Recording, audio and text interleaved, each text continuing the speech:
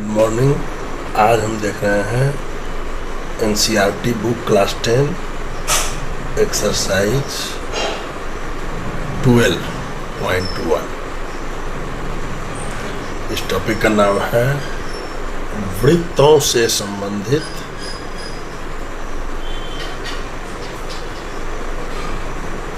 क्षेत्रफल। क्या मतलब हुआ? वृत्त और उससे संबंधित यानी अर्धवृत्त या उस तरह की और कोई भी संरचना, त्रिज्यखंड, वृत्तखंड, ये सब आएंगे तो हम लोग इसको बनाएंगे। अभी सभी सवालों का हल करेंगे। तत्काल सबसे पहले तो आप जानिए ये वृत्त क्या है। हालांकि हमने इसकी चर्चा एक्सरसाइज 10 में भी थोड़ी सी इंट्रोडक्टरी की है, फिर भी इसको यहाँ देखिए, ज़रूरी है।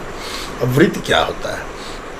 तो वृत्त होता है कि किसी एक बिंदु को केंद्र मानकर और उससे समान दूरी पर चारों ओर, सभी ओर से जो एक बाउंड्री खींची जाएगी, उसके अंदर बंद इस पूरे क्षेत्र को हम वृत्त कहते हैं। इसमें ये जो है इसको हम केंद्र कहते हैं। केंद्र से इस रेखा को हम परिधि कहते हैं और केंद्र से परिधि तक खींची गई जो रेखा होती है इसको हम त्रिज्या कहते हैं।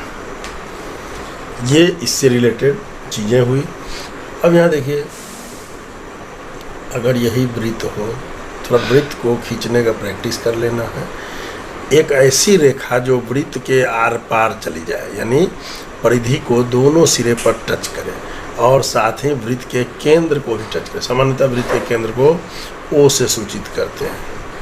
तो उस सिचुएशन में ये रेखा क्या कहलाती है? व्यास कहलाएगी। व्यास क्या है? व्यास एक रेखा है जो वृत्त में इस पार से उस पार तक क्रॉस कर जाती है और बीच में वह केंद्र को भी अवश्य टच करती है। आपको ध्यान में होगा, इससे छोटी रेखा भी इसको टच करती है दोनों ओर, लेकिन यह वृत्त को दोनों ओर टच, केंद्र पर नहीं टच करती, तो इसका नाम होता है जीवा। यहाँ पर आप ये कह सकते हैं कि व्यास जो है इस वृत्त की सबसे लंबी जीवा होती है, या उस जीवा को हम व्यास कहेंगे जो केंद्र से होकर गुजरती है। हमेशा जीवा व्यास से छोटी ही होगी। यहाँ देखिए, व्यास का जो निर्माण होता है, इधर भी आर, इधर भी आर। एक सवाल कभी कभी पूछ देता है, व्यास और त्रिज्या में संबंध क्या संबंध है? व्यास को हम d से सूचित करते हैं, त्रिज्या को r से सूचित करते हैं। तो व्यास और त्रिज्या में क्या संबंध है? स्पष्ट दिख रहा है। व्यास बराबर क्या है? त्रिज्या के 2 गुनी के बराबर है। व्यास बराबर 2 गुनी त्रिज्या। इसको उल्टा लिखेंगे तो क्या लिखेंगे? त्रिज्या बराबर व्यास बटा 2। तो ये संबंध इन दोनों में होती है। इसका सवाल में भी बार बार ज़रूरत आएगा, इसको ध्यान रखना है। अंग्रेजी में लिखेंगे तो d बराबर 2r या r बराबर d/2, एक ही बात हो गई। तो ये इन दोनों में रिलेशन होता है, संबंध होता है। इसके अलावा देखिए एक दो और वृत्त का कटा हुआ भाग। अब जैसे देखिए, अगर इस वृत्त को हम एक वृत्त लें, यह केंद्र हुआ। आप बर्थडे में केक काटते होंगे, एक कट यहाँ लगाते हैं, एक कट यहाँ, यानी त्रिज्या के द्वारा आप इसको 2 भाग में बांट दिए। तो त्रिज्या है, ये 2 त्रिज्य भी इसका नाम होता है, लेकिन वो टेढ़ा नाम है। आप इसका नाम त्रिज्या के द्वारा खंड किया गया, इसके लिए इसका नाम हम रखेंगे त्रिज्य खंड। अब दोनों त्रिज्यखंड हुआ, ये छोटा त्रिज्यखंड हो गया, छोटा का नाम रख दीजिए लघु त्रिज्यखंड। तो ऊपर जो है इसका नाम हो गया दीर्घ त्रिज्य खंड। इसको इंग्लिश में कहते हैं मेजर सेक्टर, इसको कहते हैं माइनर सेक्टर। तो ये 2 त्रिज्यखंड में बटा। इसका भी अपना क्षेत्रफल होता है। इसकी चर्चा हम लोग फॉर्मूला चर्चा अगला जो टॉपिक होगा एक्सरसाइज 12.2 वहाँ पर जरूरत पड़ेगी, उसमें देखेंगे। यहाँ सिर्फ हम संरचना से आपको परिचय कराते हैं। इसके अलावा भी एक संरचना और बनती है, देखिए ये वृत्त है। अब जीवा के द्वारा दो भाग में बंटना, देखिए अब यहाँ भी दो भाग में बटा, तो इसको कहते हैं लघु वृत्त खंड। ये वृत्त का खंड है और ये बराबर लगा यहाँ केंद्र है, इसको कहते हैं दीर्घ वृत्त खंड। अंग्रेजी में इसको कहेंगे मेजर सेगमेंट, इसको कहेंगे माइनर सेगमेंट। तो इस प्रकार ये फिर इसका भी अपना क्षेत्रफल होगा, परिधि होगी, ये सब हम लोग देखेंगे अगले टॉपिक में, उस समय इसके सूत्र की चर्चा भी होगी। अभी आप देखिए, अगर ये कटिंग जो की है इसको अगर ठीक दो भाग में बांटे, यानी ये जो जीवा हमने लिया है, जीवा के बदले अगर व्यास के द्वारा देखें तब क्या हो जाएगा, तो वृत्त दो भाग में बट जाएगा, उसको क्या कहेंगे, अर्धवृत्त। चलिए उससे पहले थोड़ा सा देख लीजिए वृत्त की परिधि, वृत्त की परिधि इसको कहते हैं पेरीमीटर या पेरीफेरी, इसका कुछ भी नाम दे दीजिए। अब ये जो पेरीफेरी होता है इसको हम लोग अंग्रेजी में सरकमफ्रेंस भी कहते हैं, सी से सूचित करते हैं। इसकी परिभाषा क्या होती है, देखिए वृत्त की परिधि बराबर होता है 2πr। यहाँ पर 2 गुने पाई गुने r। पाई क्या है, थोड़ा सा इसकी चर्चा भी यहाँ कर दें। पाई क्या होता है, तो किसी भी वृत्त के परिधि और उसके व्यास के अनुपात को हम पाई कहते हैं। इसी से इस पाई की उत्पत्ति हुई। पाई का मान एक्यूरेट फिक्स नहीं होता।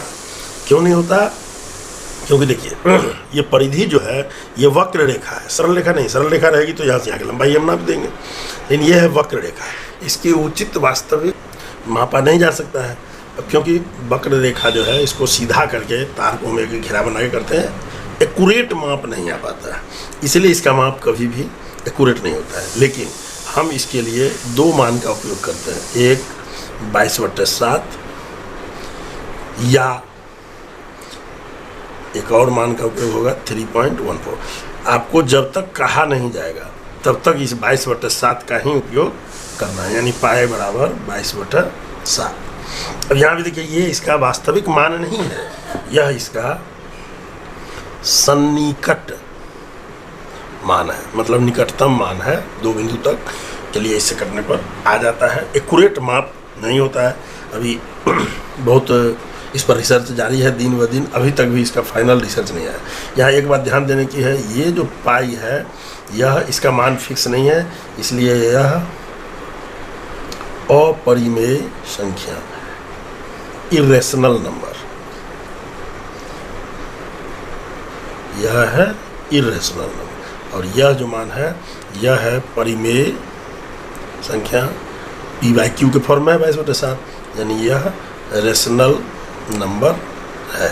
तो यह दोनों बराबर तो हो ही नहीं सकता, इसलिए पाई बराबर इतना कभी नहीं होगा। ये हम अध्ययन में सुविधा के लिए एक मान है जिसको चलाते हैं, सामान्य गणित बनाने के क्रम में इसकी चर्चा होती है। तो वृत्त की परिधि 2πr यहाँ पर आपने देखा, ये कैसे निकलता है आप अभी देखिए, परिधि बटा व्यास बराबर पाई। और आप मान दे दीजिए परिधि बराबर, ये देखिए पाई, इसको इधर ले जाएंगे तो गुना व्यास, देखिए पाई गुना, यहाँ पर व्यास बराबर क्या देखे थे 2r, इसी से बनता है 2πr। यही है परिधि निकालने की व्यवस्था, इसी फॉर्मूला से हम लोग प्राप्त करते हैं। अब यहाँ लगे हाथों आप देख लीजिए अर्धवृत्त की परिधि। तो पहले जानिए अर्धवृत्त क्या होता है।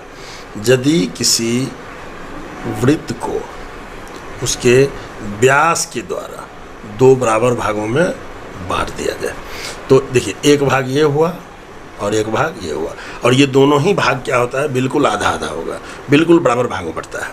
तो इसमें से अगर हम आधा लें, आधा को ही अगर हम बनावें, यानी आप इसको ऐसे समझिए, इसके ऊपर को मिटा दीजिए, इस प्रकार से ये अब जो बना ये हो गया अर्धवृत्त। तो अब ये अर्धवृत्त ध्यान से देखिए, अर्धवृत्त इसकी परिधि जब लेंगे तो इस क्या हुआ, ये देखिए, ये परिधि था वृत्त का, ये क्या है, परिधि का आधा, और यहाँ पर ये क्या है, व्यास है, तो व्यास बराबर 2 गुना त्रिज्या, और परिधि का मतलब चारों ओर से जुड़ा हुआ।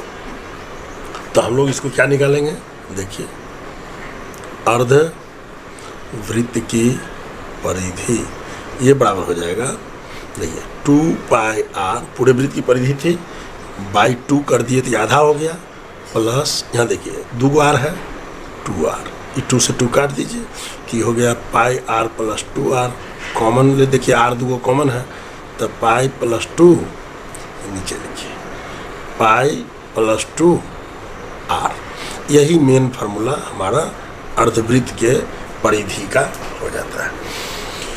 उसी प्रकार देखिए, अब एक वृत्त का क्षेत्रफल काफ़ी कॉमन प्रचलित है, इसको हम लोग पाई r स्क्वायर, पाई गुना r स्क्वायर। अब यहाँ पर थोड़ा सा हम आपको सिखा दें कि ये पाई r, जैसे यहाँ देखा कि परिधि कैसे फार्मूला निकल रहा है, थोड़ा सा वृत्त के क्षेत्रफल का भी आप फार्मूला देख लीजिए जी, ये कैसे हो जाता है। अब देखिए, किसी भी चीज़ का क्षेत्रफल, थोड़ा सा ध्यान से इसको समझना, ये बहुत आवश्यक है। ये मान लीजिए एक वृत्त है, इसका क्षेत्रफल निकालना है। अब आप इसको ध्यान से समझिए, अगर हम इसको 2 भाग में कर दें, इसका क्षेत्रफल और इसका क्षेत्रफल निकाल दें, दोनों को जोड़ दें, इसका क्षेत्रफल प्राप्त हो जाएगा बिल्कुल, या एक का निकाल दें और 2 बराबर भाग में तो गुना 2 कर दें, हो जाएगा। हम अगर इसको इस प्रकार से कर दें तो क्या हो जाएगा, एक खंड का क्षेत्रफल और गुने 4। इसी प्रकार से आप इसको अगर इस प्रकार से बांट दें तो क्या हो जाएगा, एक खंड का क्षेत्रफल और गुने 8, ये 8 है अभी। तो जितने खंड में हम बराबर खंड में बांटेंगे, एक खंड का क्षेत्रफल और गुना उतना खंड हम उसको से गुना कर देंगे, तो ये क्षेत्रफल निकल जाएगा। अब हम इसको मान लेते हैं कि बहुत से भागों में बांट दिया, 1000 भाग में, समान भाग में, तो क्या होगा, एक खंड का क्षेत्रफल गुने 1000, स्पष्ट है। इसी प्रकार हमने वृत्त को n समान भागों में बांटा, तो फिर क्षेत्रफल बराबर क्या हो जाएगा, एक खंड का क्षेत्रफल गुना n, ये सिंपल हो जाएगा। अब देखिए, यहाँ पर ध्यान देना है, अब हम अगर यहाँ चित्र में उतना ज़्यादा गंदा कर देंगे, बहुत सारे भागों में बांट कर, तो मतलब कि चित्र गंदा हो जाएगा। आप मान लीजिए ये हज़ारों भागों में बांटा, इसमें से 1-2 टुकड़ा को लीजिए, ये A B C D E F G H, मान लीजिए 8 भाग में बांटे, तो एक खंड का क्षेत्रफल क्या होगा, O A B, ये एक खंड हो जाएगा। अब जरा सा ध्यान दीजिए कि अगर ये बहुत सारा खंड है, यानी एकदम नज़दीक नज़दीक जा रहा है, तो ए बी जो है एक सरल रेखा जैसी दिखेगी ना। पहले तो आप ए बी की लंबाई निकालिए, यहाँ निकालिए ए बी की लंबाई। अभी अगर निकालें 8 भाग में है तो क्या हो जाएगा, ये वृत्त की परिधि बटा 8, एक खंड का निकालें। तो उसी प्रकार अगर n भाग में बांटे तो क्या हो जाएगा, वृत्त की परिधि ए बी की लंबाई बराबर क्या हो जाएगा, परिधि बटा n, तो क्या हो जाएगा, बराबर 2 पाई r बटा n। देखिए, और उसी प्रकार से ध्यान दीजिए, एक खंड का क्षेत्रफल अगर निकालेंगे, एक खंड मान लेते हैं ओ ए बी का क्षेत्रफल, जब ये बहुत दूर ए बी नज़दीक होगा तो ये लगभग एक त्रिभुज होगा। ए बी बहुत छोटा रहने पर ओ ए बी एक त्रिभुज सदृश रचना होगी, त्रिभुज होगी।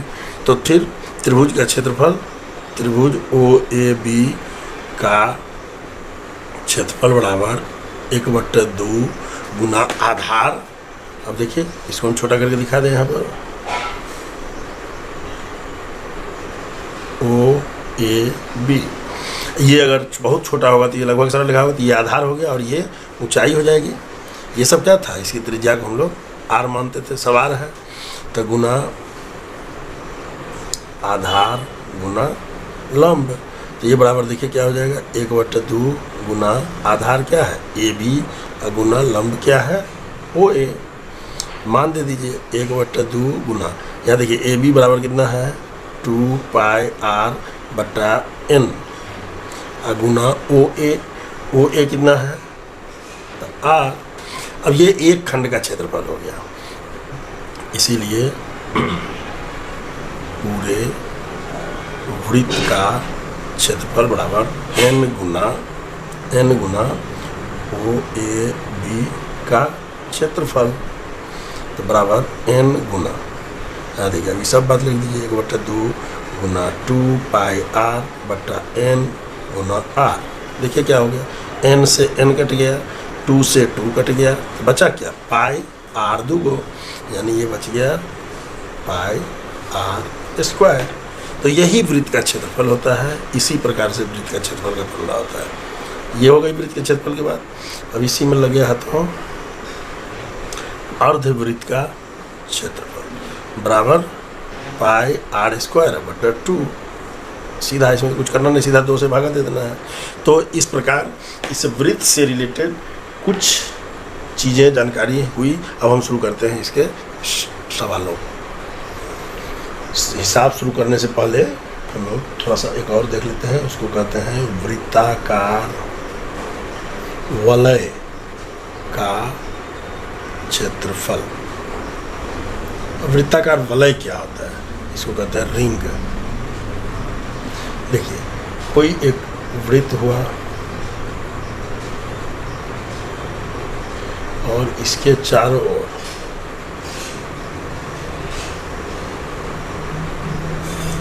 इस तरह की जो संरचना होती है, इसको ठीक से जब देखेंगे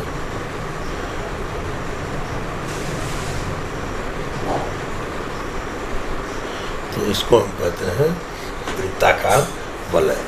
मतलब यहाँ पर दो वृत्त है, दोनों ही संकेंद्रीय होते, दोनों का केंद्र एक होता है। अब इसमें दो त्रिज्या है, एक इसको कहते हैं और एक इसको कहते हैं, OA OB। ये दो वृत्त है। ये जो क्षेत्र हुआ, ये जो डॉटेड है, इस तरह की संरचना आप देखते होंगे किसी डिजाइन में या किसी फील्ड में दौड़ने की पट्टी इस तरह से बना दी जाती है गोल, इसको कहते हैं। हम लोग इसका नाम रखते हैं बड़े वाले का R1 त्रिज्या का और इसका नाम R2। तो अगर कभी कभी क्या करता है, इस भाग का क्षेत्रफल निकालने के लिए बोल दिया जाता है, यही है वृत्ताकार वलय है, इसी का नाम है वृत्ताकार वलय। इसका क्षेत्रफल कैसे निकालना है, तो सिंपली कुछ नहीं करना है। आपको मालूम है कि यहाँ पर ये बड़ा वृत्त का क्षेत्रफल निकाल लीजिए और उसमें से छोटा वृत्त का क्षेत्रफल माइनस कर लीजिए, यही तो लिखना रहता है। वृत्ताकार वलय का क्षेत्रफल बराबर बड़े वृत्त का क्षेत्रफल माइनस छोटे वृत्त का क्षेत्रफल, यानी दीर्घ वृत्त का क्षेत्रफल माइनस लघु वृत्त का क्षेत्रफल। तो देखिए बड़े वृत्त का क्षेत्रफल πr1², इसका R1 है, माइनस πr2²। अब इसे देखिए पाई कॉमन ले लीजिए तो क्या बच गया R1² माइनस R2²। इसी से काम चल जाएगा, लेकिन हम लोग इसको भी थोड़ा सा और शॉर्ट कर देते हैं, आपको आसान हो जाएगा। पाई a माइनस बी का हो, a² माइनस b² है, तो क्या हो जाता है a plus b into a minus b। तो ये जो फार्मूला है, इसी से वृत्ताकार वलय का क्षेत्रफल बहुत ही आसानी से निकल जाता है, यही इसका सूत्र काम आता है।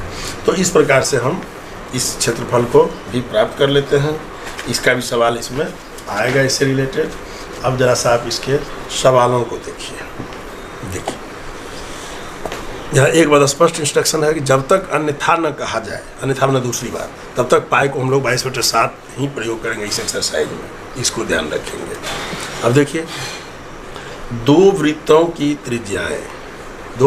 त्रिज्याएं क्रमशः 19 सेंटीमीटर और 9 सेंटीमीटर है। उस वृत्त की त्रिज्या ज्ञात कीजिए जिसकी परिधि इन दोनों वृत्तों के परिधियों के बराबर हो, उसकी त्रिज्या ज्ञात करनी। तो आपको क्या करना है, सबसे पहले इस हिसाब को देखिए।